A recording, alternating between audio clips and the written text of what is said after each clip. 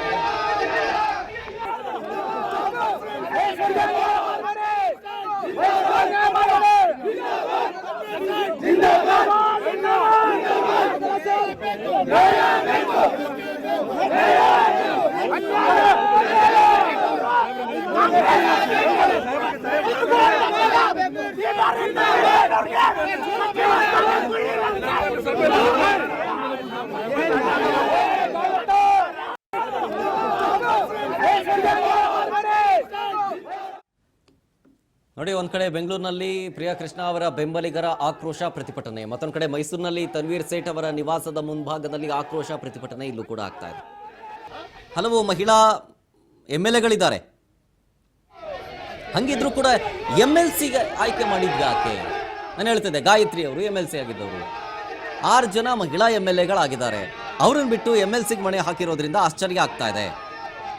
6 ಜನ ಮಹಿಳಾ MLA ಲಕ್ಷ್ಮೀ ಹೆಬ್ಬಾಳ್ಕರ್ ಅವರು ಇದ್ದಾರೆ, ಫಾತಿಮಾ ಅವರು ಇದ್ದಾರೆ, ನಯನಾ ಮೋಟಮ್ಮ ಅವರಿದ್ದಾರೆ, ಅನ್ನಪೂರ್ಣ ತುಕಾರಾಮ್ ಅವರಿದ್ದಾರೆ, ಲತಾ ಮಲ್ಲಿಕಾರ್ಜುನ್ ಅವರಿದ್ದಾರೆ.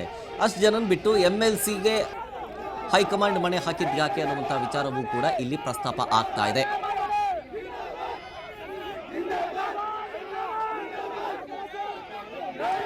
ಇದು ಒಂದು ಕಡೆ ಆದ್ರೆ, ಮತ್ತೊಂದು ಕಡೆ ಸಚಿವ ಸ್ಥಾನ ಕೈ ತಪ್ಪಿದ್ದಕ್ಕೆ ನೋಡಿ 2 ವಿಷನ್ಸ್ ಗಮನಿಸ್ತಾ ಇದ್ದೀರಿ. ಬೆಂಗಳೂರಿನಲ್ಲಿ ಪ್ರಿಯಾ ಕೃಷ್ಣ ಅವರ ಬೆಂಬಲಿಗರು ನಾಗರಬಾವಿಲಿ ಪ್ರತಿಭಟನೆಗಿಳಿದಿದ್ದಾರೆ. ಮತ್ತೊಂದು ಕಡೆ ಮೈಸೂರಿನ ತನ್ವೀರ್ ಸೇಠ್ ಅವರ ನಿವಾಸದ ಮುಂಭಾಗದಲ್ಲಿ ಅವರ ಬೆಂಬಲಿಗರು ಪ್ರತಿಭಟನೆಗಿಳಿಯೋದರ ಜೊತೆಗೆ ವಿಷ ಕುಡಿಯೋದಕ್ಕೂ ಪ್ರಯತ್ನ ಮಾಡಿ ಕಣ್ಣೀರಾಗ್ತಾ ಇದ್ದಾರೆ.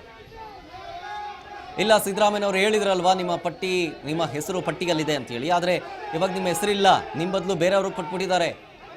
ನೀವು ಕೇಳಬೇಕು, ನೀವು ಬಿಡಬಾರ್ದು. ನಾವು ಸರ್ಕಾರಕ್ಕೆ ಮನವಿ ಮಾಡ್ತೀವಿ, ಬಿಸಿ ಮುಟ್ಟಿಸ್ತೀವಿ, ನಾವು ಪ್ರೊಟೆಸ್ಟ್ ಮಾಡ್ತೀವಿ, ರಸ್ತೆಗಿಳಿತೀವಿ ಅಂತೆಲ್ಲ ಆಕ್ರೋಶವನ್ನ ಹೊರಹಾಕ್ತಾ ಇದ್ದಾರೆ. ತನ್ವೀರ್ ಸೇಠ್ ಅವರು ಅವರಿಗೆ ಸಮಾಧಾನ ಪಡಿಸುವ ಪ್ರಯತ್ನಗಳು ಎಷ್ಟೇ ಮಾಡ್ತಾ ಇದ್ರು ಕೂಡ ಆಗ್ತಾ ಇಲ್ಲ ಇಲ್ಲಿ ಅನ್ನುವಂಥ ಮಾತು.